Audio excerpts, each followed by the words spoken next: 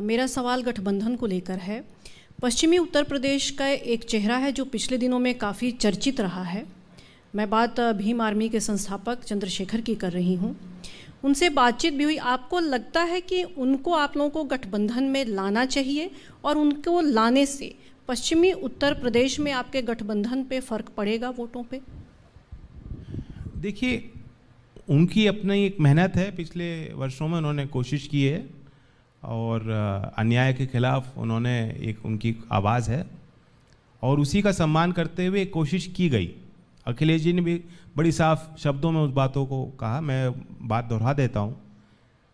मुझसे पूछा गया, क्योंकि एक सीट हमारे बंटवारे में थी रामपुर, मुझसे पूछा गया कि क्या अखिल इनको हम ले लें और ये सीट उनको दे दें, आपको आपत्ति नहीं? मैंने 2 मिनट नहीं लगाई, मैंने कहा हाँ वो आप दे दीजिए। और अखिलेश जी ने भी प्रेस कॉन्फ्रेंस में कहा है कि हम इतनी सीट उनको दे रहे थे, उनकी कुछ मांग ज़्यादा थी। तो ये होता है।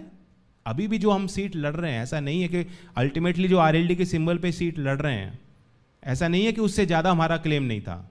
एक छोटा सा सवाल और है आपसे गठबंधन पर ही। आपने अपनी शुरुआती जो संबोधन था उसमें कहा कि विपक्ष के वोट के बंटने की बात कही जाएगी। जाहिर सी बात है कही जाएगी, क्योंकि कहीं ना कहीं विपक्ष का जो वोट है वो बंट रहा है। तो आपको नहीं लगता कि आप लोगों को कांग्रेस को भी साथ में लाने की कोशिश करनी चाहिए थी? देखिए, विपक्ष का वोट इतना बंट नहीं रहा जितना बीजेपी से वोट हट रहा है। जिस तरह से एक आप देख रहे हैं कि एक दरवाज़ा उन्होंने लॉक करने की कोशिश की है, लेकिन भगदड़ मच गई है।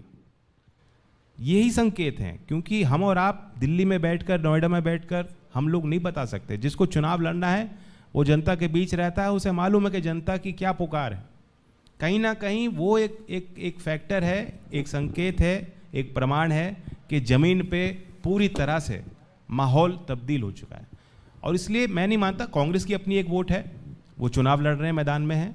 बीएसपी का अपना एक वोट है, वो अपने इश्यूज़ पे लड़ रहे हैं। हमें उससे कोई डैमेज नहीं। जैन जी नमस्कार।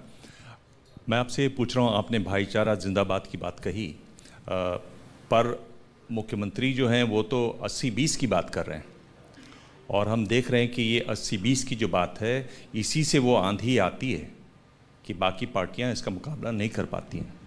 मैं आपसे पूछ रहा हूं कि इसके लिए आपके पास क्या तैयारी है, कैसे इसका मुकाबला करेंगे? ये एक ऐसी ताकत है जो बार बार बीजेपी इस्तेमाल करती रही है। मैं उल्टा मतदाताओं से कहना चाहूँगा कि सरकार क्या सिर्फ उनके लिए बनती है जो उनको वोट करते हैं।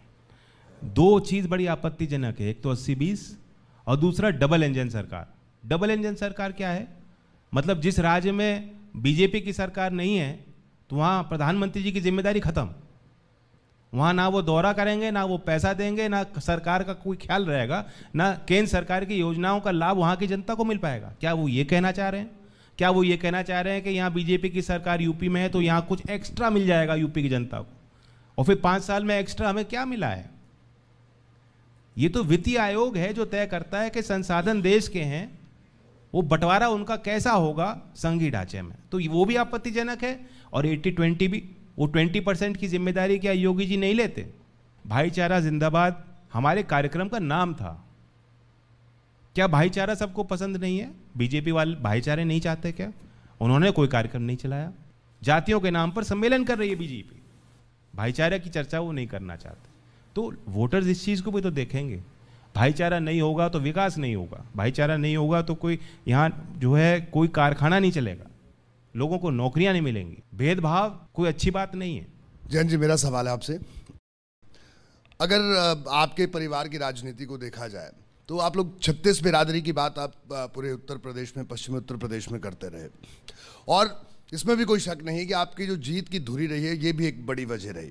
लेकिन 14, 17, 19 ये 3 चुनाव, और तीनों चुनावों में बड़ी हार का सामना आपकी पार्टी को करना पड़ा। हाँ, गठबंधन आपने किया, लेकिन इस बार आपको ऐसा क्या लग रहा है, ऐसी क्या परिस्थितियां लगे कि आपका जो एक गठबंधन है ये काम कर जाएगा? देखिए, हार का मुंह हमने देखा, थोड़ी चोट लगी है, बट वो पर्सनल लेने की चीज़ नहीं है। हमारी कमी रही होगी, कमजोरी रही होगी, हमारा फेलियर रहा होगा। लेकिन जितनी चोट हमें लगी उससे 10 गुना ज़्यादा चोट 5 साल में जनता को लगी है। और इसलिए मुझे विश्वास वहाँ से है कि जो हमारी एक्टिविज़म है, जिस तरह से हमने हमारे कार्यकर्ताओं ने लाठी खाई सबसे पहले, उससे हमारे कार्यकर्ताओं का मनोबल जो पहले शायद 17 के चुनाव में नहीं था, 19 के चुनाव में नहीं था, आज उससे 10 गुना ज़्यादा मुझे दिख रहा है। आप जयंत चौधरी से अब जो है बदल गए हैं, जयंत सिंह हो गए हैं, और जबकि आप पहले अभी तक ये कहते रहे हैं कि जाट आइडेंटिटी नहीं है, बाकी हो रही है। तो आखिर ये जयंत सिंह नाम बदलने का, मैं ये भी जानता हूँ कि आपके पासपोर्ट में जयंत सिंह नाम है, लेकिन अब जयंत चौधरी जो है वो अब जयंत सिंह हो गए हैं, इसके पीछे क्या रणनीति है और राजनीति है? एक एक्चुअली मेरे पासपोर्ट में जयंत कुमार सिंह नाम है जी। नाम में क्या रखा है? बस इतना ही जवाब है इसका कोई मतलब नहीं, मैं आपको वोटर से बताता हूँ। कनेक्ट का, या देखिए हमारी पार्टी की पहचान जाति से नहीं है, और मैं भी नए विचार का व्यक्ति हूँ, बट एक क्रिया होती है, आप भी उसका हिस्सा बनते हो। चौधरी साहब के निधन के बाद जिस तरह से एक अवसर मिलता है परिवार को ग्रीव करने का, मिलने का, वो हम नहीं कर पाए क्योंकि बीमारी का प्रकोप ऐसा था। तो फिर हमने एक छपरौली में इवेंट किया, जो वहाँ की परंपरा है उसके अनुरूप विभिन्न समाज के वहाँ जो चौधरी हैं, जो जिनके हाथ में चौधराहट है, जो फैसले लेते हैं, जो बुज़ुर्ग हैं, वो लोग आए, उन्होंने मुझे आशीर्वाद दिया, उन्होंने पगड़ी बांधी और उन्होंने मुझे कहा कि अब तुम जयंत चौधरी लिखना बंद करो, तुम चौधरी जयंत सिंह लिखो।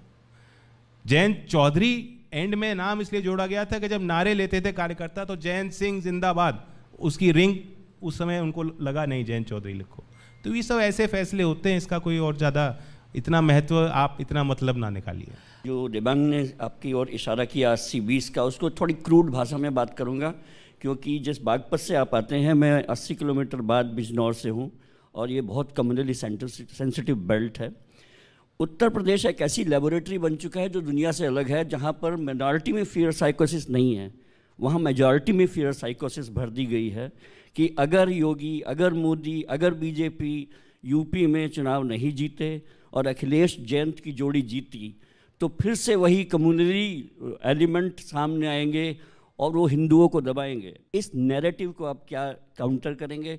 हिंदू की जो फियर साइकोसिस है उसको कैसे दूर कर पाएंगे आप? देखिए, कुछ तो हमारी जिम्मेदारी है और कुछ जनता की बनती है। हमने वो पॉलिटिकल प्रोग्राम बनाए ताकि लोग कम से कम एक जगह बैठना शुरू करें और उनके विचार धीमे धीमे बदलें।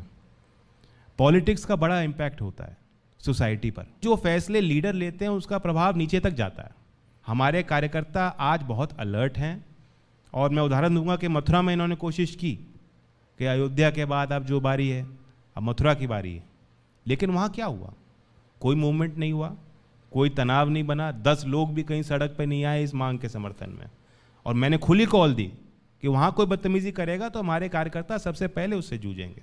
डिजिटल रूप से भी जो फेक न्यूज़ चल रहा है या कोई इस तरह की अगर क्लिप व्हाट्सएप पे आती हैं, तो आज हमारा वो नौजवान इतना होशियार है और सतर्क है कि तुरंत उसकी मैसेजिंग वो उसको चेंज करने की कोशिश करता है। लेकिन आप ठीक कह रहे हैं कि प्रोपेगेंडा वॉर ये जो लड़ रहे हैं, ये देश की नींव के लिए बड़ा खतरनाक है, और ये एक सही बात है कि एक डर, एक भय बनाने की कोशिश कर रहे हैं। जयंत जी, 2013 पश्चिम उत्तर प्रदेश के लिए सबसे कहना चाहिए कि घातक कालखंड था, और उस दौरान जाट और मुस्लिम के बीच में एक दूरी पैदा हुई।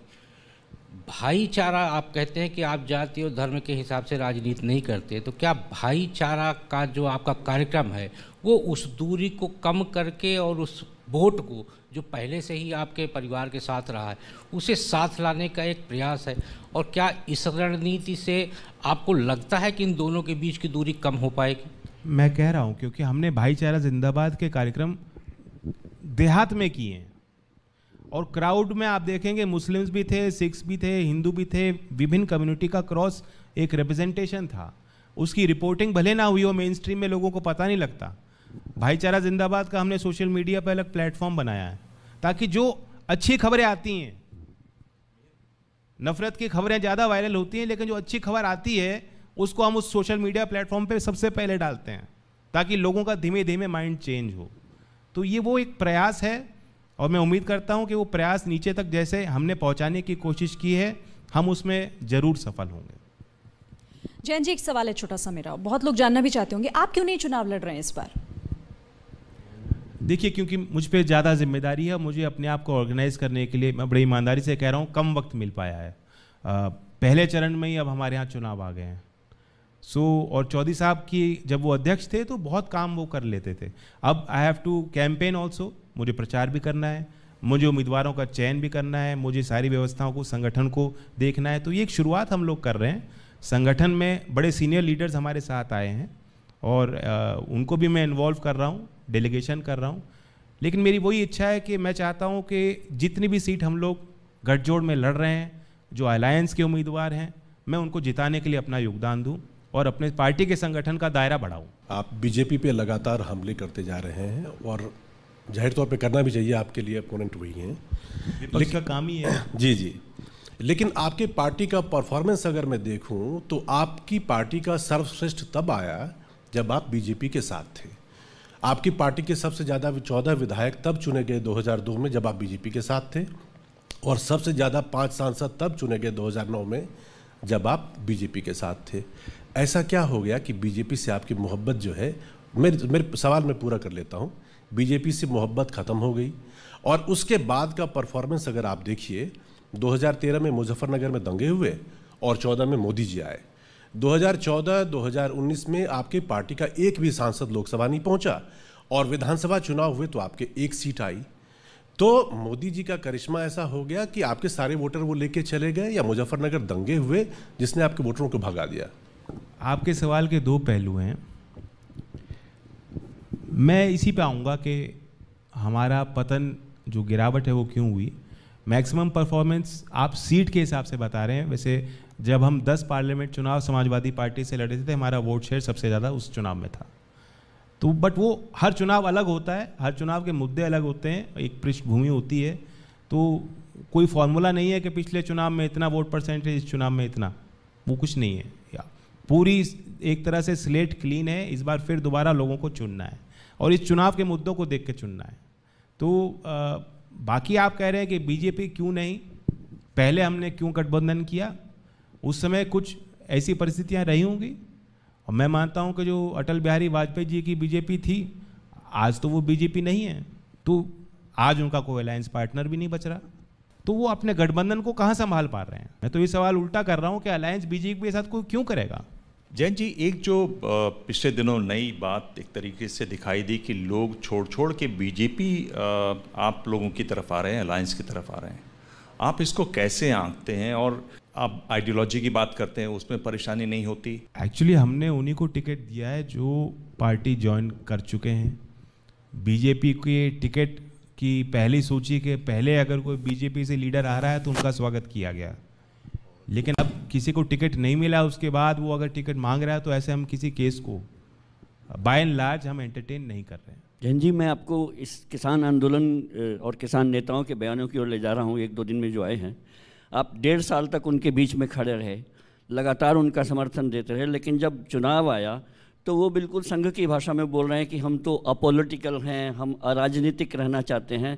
जबकि यही किसान नेता थे जिन्होंने 2014 में मोदी का खुल के साथ दिया, 2017 में दिया बीजेपी का, 2019 में उनके समर्थन में बोला। क्या आप इन किसान नेताओं से अब ठगा महसूस नहीं कर रहे हैं? नहीं, ऐसा नहीं है। वो उनके बयान हैं और वो किसी परिस्थितियों में उन्होंने दिए होंगे। मैं उनके बयान पे कोई कटाक्ष मेरे लिए करना उचित भी नहीं है। मैं इतना ज़रूर कहूँगा कि वह जो कह रहे हैं कि हम एपॉलिटिकल हैं, मैं उससे इत्तेफाक नहीं रखता। एक मूवमेंट को सबके भागीदारी बनाने के लिए उन्होंने एपॉलिटिकल रखा कि आपके विचारधारा जो भी हो, ये मंच, हम किसी वोट की बात नहीं करेंगे, आप आ जाइए। मैं वेलकम करते गए, मैं जाता गया, मैं हर मोर्चे पे गया हूँ। मैं ये मानता हूँ कि अगर किसानों को अपना वर्चस्व बढ़ाना है तो अपनी सरकार चुननी पड़ेगी। अल्टीमेटली पॉलिटिकल फैसला ही लेना पड़ेगा। पॉलिटिक्स वैक्यूम में नहीं है, यानी राजनीति कोई ऐसा नहीं बंद कमरे में काम नहीं करती। यही मुद्दे हैं। आपके और राकेश टिकैत के दिल तो मिलते हैं ना? बिल्कुल दिल मिलते हैं। तो ताली तो दोनों हाथ से बजनी चाहिए। आप उनके साथ खड़े रहे, तो यूपी का जब मसला है तो उनको भी आपके साथ खुल के बोलना चाहिए। उनके बड़े भाई नरेश टिकैत एक दिन समर्थन दे देते, फिर यू टर्न ले लेते। अगर बंगाल में ममता के साथ खड़े तो आपके साथ भी खुल के खड़े होना चाहिए। नहीं, ये तो आप उनसे पूछिएगा।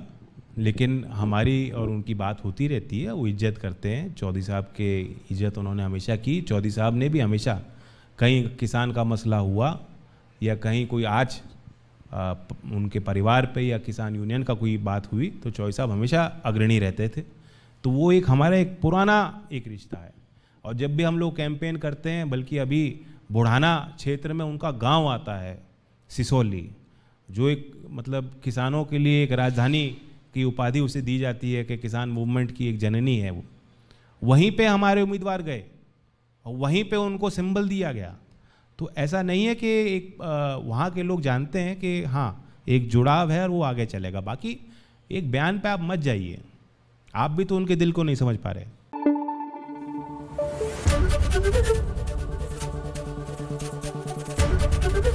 एबीपी न्यूज आपको रखे आगे।